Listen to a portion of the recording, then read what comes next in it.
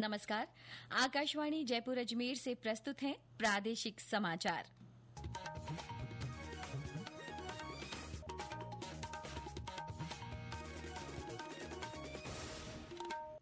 मुख्य समाचार।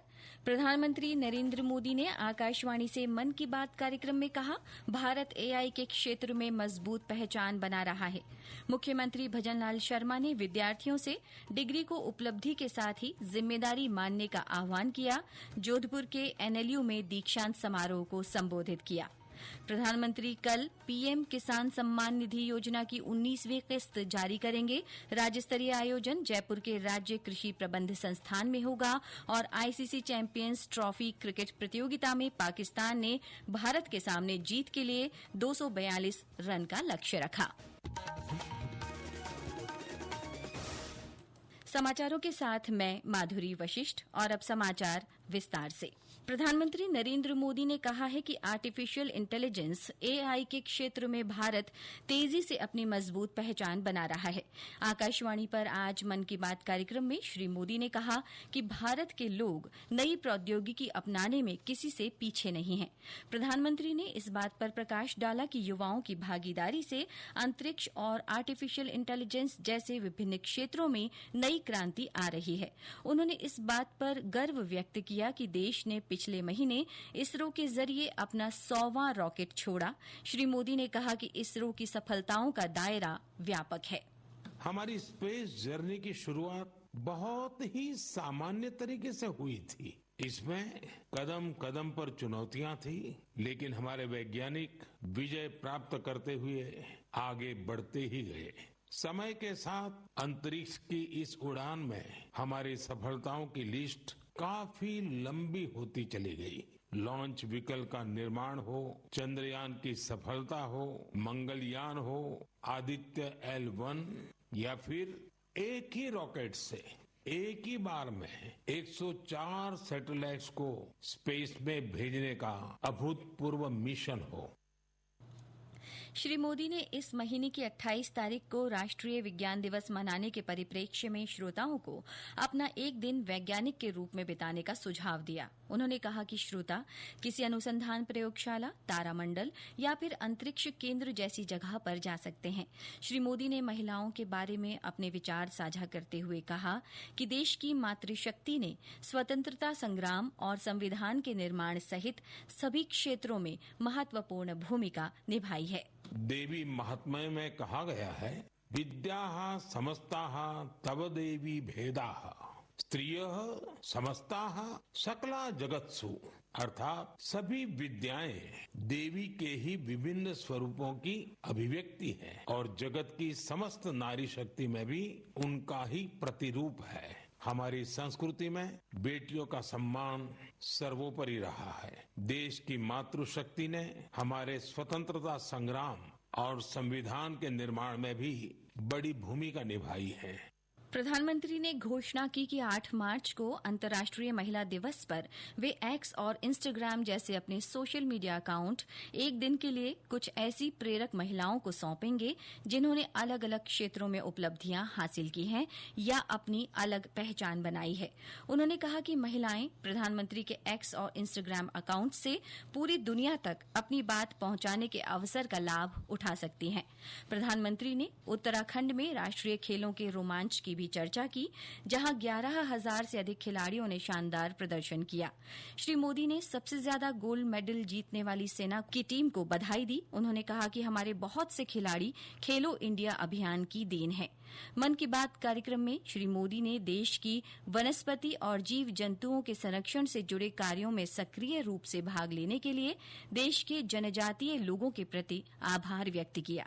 प्रधानमंत्री मोदी ने कहा कि वन्य जीव संरक्षण से जुड़े लोगों के प्रयासों के कारण पिछले कुछ सालों में बाघों, तेंदुओं, एशियाई शेरों, गैंडों और 12 सिंहों की आबादी तेजी से बढ़ी है। अगले महीने के शुरू में विश्व वन्य जीव दिवस का आयोजन होना है।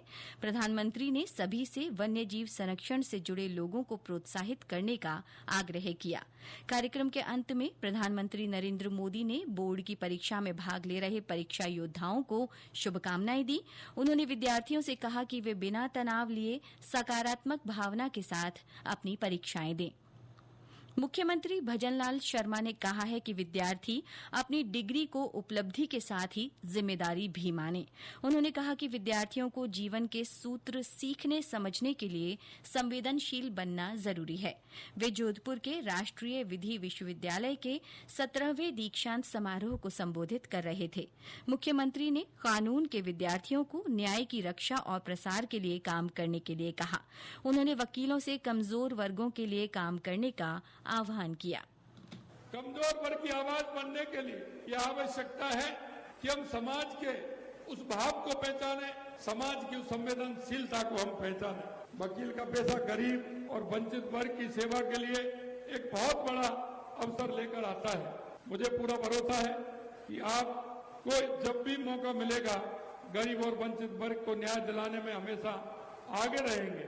हमारे संविधान के मुख्य शिल्पी बाबा साहब भीमराव अम्बेडकर भी वकील थे। उनके द्वारा दिए गए भारत के संविधान के लिए हमारा राष्ट्र उनका ऋणी है। इस मौके पर मुख्यमंत्री भजनलाल शर्मा ने 3 नए आपराधिक कानूनों का जिक्र करते हुए कहा कि सरकार राज्य में इनके क्रियान्वयन के लिए काम कर रही है। समारोह में मुख्यमंत्री ने 181 उपाधियों का वितरण किया।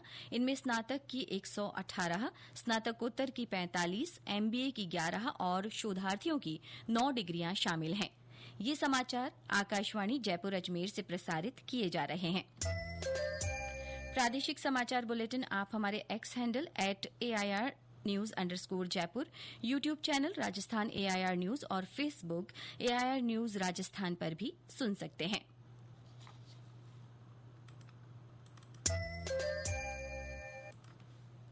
प्रधानमंत्री नरेंद्र मोदी कल बिहार के भागलपुर से प्रधानमंत्री किसान सम्मान निधि योजना की 19वीं किस्त जारी करेंगे। इसके माध्यम से देश भर के 9 करोड़ 70 लाख से अधिक किसानों को 21,500 करोड़ रुपए से अधिक की सीधी वित्तीय सहायता मिलेगी। इधर राज्य स्तरीय समारोह जयपुर में आयोजित किया जाएगा। ये समारोह दुर्गापुरा स्थित राज्य कृषि प्रबंध संस्थान में होगा। इसमें राज्य के 72 लाख से अधिक किसानों के बैंक खातों में 1400 करोड़ रुपए से अधिक की राशि हस्तांतरित की जाएगी। प्रदेश के सभी जिलों में भी समारोह आयोजित किए जाएंगे। राज्यपाल हरिभाऊ बागड़े आज झुंझुनू के दौरे पर रहे। श्री बागड़े ने कलेक्ट्रेट में सरकारी योजनाओं की समीक्षा की और योजनाओं का लाभ पात्र लोगों तक पहुंचाने के अधिकारियों को निर्देश दिए। इसके बाद राज्यपाल ने भोमपुरा गांव में एक NGO की ओर से आयोजित कार्यक्रम में 63 महिलाओं को लखपति दीदी बनने पर सम्मानित किया। इस मौके पर श्री बागड़े ने कहा कि महिलाओं के आत्मनिर्भर बनने से ही देश और राष्ट्र तरक्की करेगा। कार्यक्रम में सामाजिक न्याय और अधिकारिता मंत्री अविनाश गहलोत भी मौजूद रहे।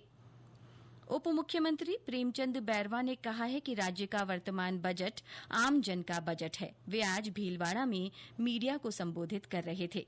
उन्होंने कहा कि बजट समावेशी विकास और सभी लोगों के हितों को ध्यान में रखकर पेश किया गया है।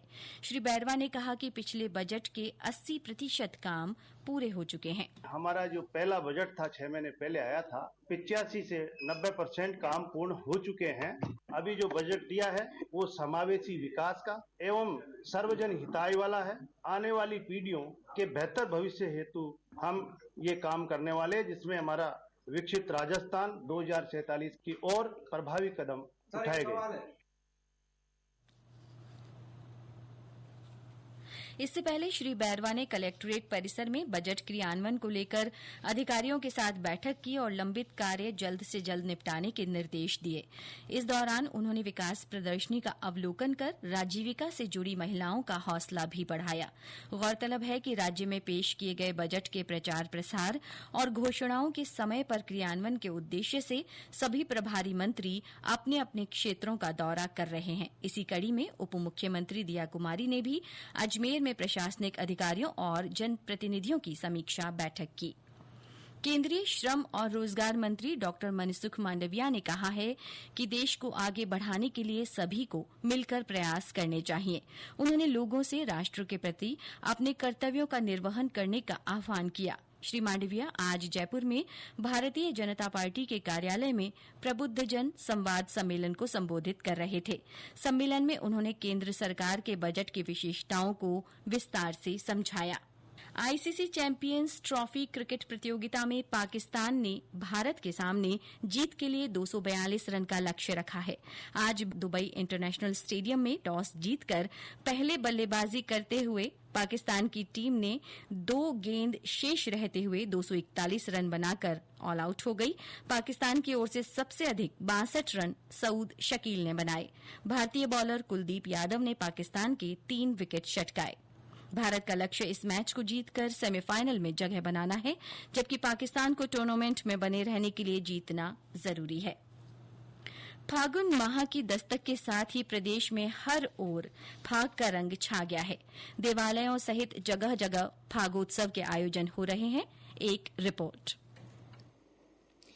प्रकृति के नवजीवन का काल फाल्गुन माह धार्मिक और सांस्कृतिक दृष्टि का ही नहीं बल्कि सौंदर्य और सकारात्मक ऊर्जा के संचार का भी काल है।